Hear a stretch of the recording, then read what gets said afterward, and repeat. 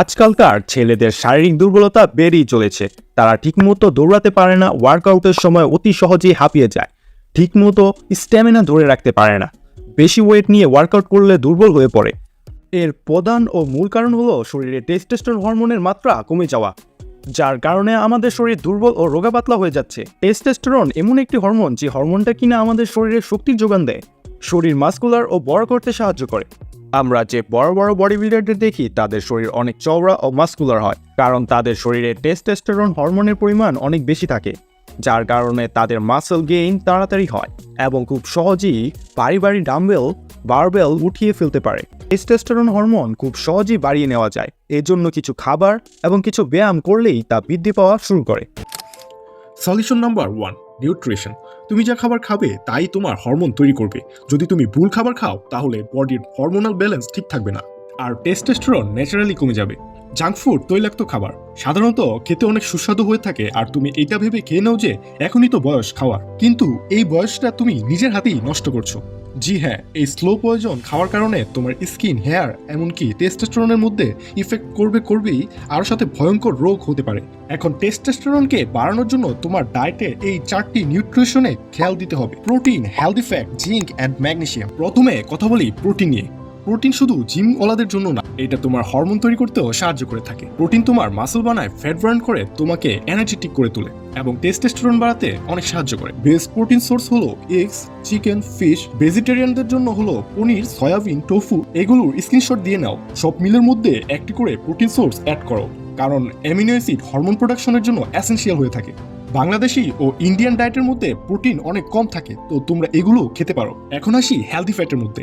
লোক ফ্যাটের নাম শুনলেই ভয় পেয়ে যায়, কিন্তু টেস্টোস্টেরন এক স্টেরয়েড হরমোন যা কোলেস্টেরল থেকে তৈরি হয়, যার কারণে আপনাদের হেলদি ফ্যাট খেতেই হবে।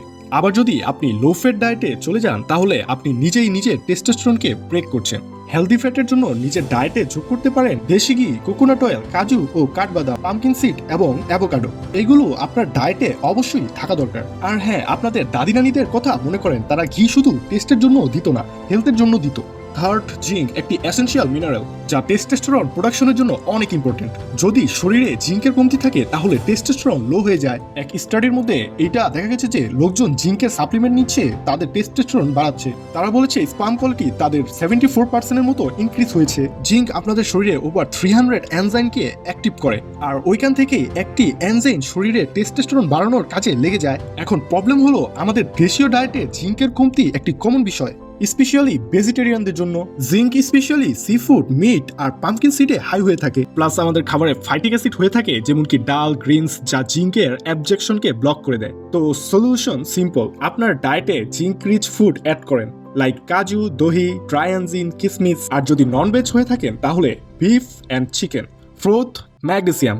যদি তোমার স্টেরয়েড লেভেল হাই হয়ে থাকে তাহলে বডিতে কর্টিসল হরমোন বাড়তে থাকে, যা টেস্টোস্টেরনকে কমিয়ে দেয়। ম্যাগনেসিয়াম স্ট্রেস কন্ট্রোল করে এবং স্ট্রেস লেভেলকে ব্যালেন্স করে। সোর্স অফ ম্যাগনেসিয়াম হলো চকলেট, বানানা, চিয়া সিড এবং পাম্পকিন সিড।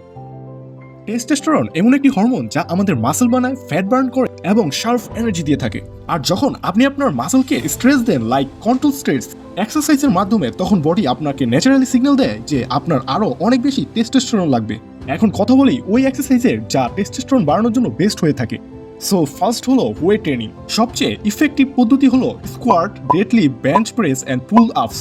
এই কম্পাউন্ড লিফটস তোমার মাল্টিপল মাসলকে একসাথে কাজ করে। Improve slip quality.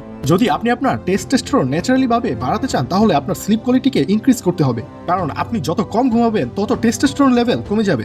রিসার্চ অনুযায়ী 7 থেকে 8 ঘন্টা চাই টেস্টোস্টেরন প্রোডাকশনের জন্য, কিন্তু বেশি ঘুমালে কাজ হবে না। আপনার একটি রিল্যাক্স কোয়ালিটি স্লিপ চাই, যেন সকালে আপনি পুরো ফ্রেশনেস এবং এনার্জির সাথে উঠতে পারেন। ঘুমানোর 1 ঘন্টা আগে সব স্ক্রিন লাইট, যেমন টিভি, মোবাইল, ল্যাপটপ বন্ধ করে দিতে হবে, কারণ এটার মধ্যে থেকে যে ব্লু লাইট বের হয় ওইটা ঘুমকে তাড়িয়ে দেয়, যার কারণে স্লিপ রিদম খারাপ হয়ে যায়। সেম টাইমে ঘুমানো এবং উঠার অভ্যাস করতে হবে।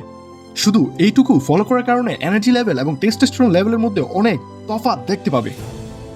এখন কথা বলি লাস্ট এবং সবচেয়ে ইজি মেথডের। টেস্টোস্টেরন বুস্ট করা সবচেয়ে সিম্পল এবং ফ্রি পদ্ধতি, যা তোমার সামনে প্রতিদিন বের হয়ে যায়, কিন্তু আমাদের মধ্যে থেকে অনেকেই তা ইগনোর করে দেয়। আমি কথা বলছি হলো সূর্যের আলো। এটা একটি এসেনশিয়াল নিউট্রিশন।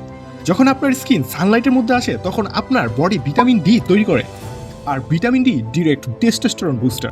এটাকে সায়েন্টিস্টরা স্টেরয়েড হরমোনও বলে থাকে।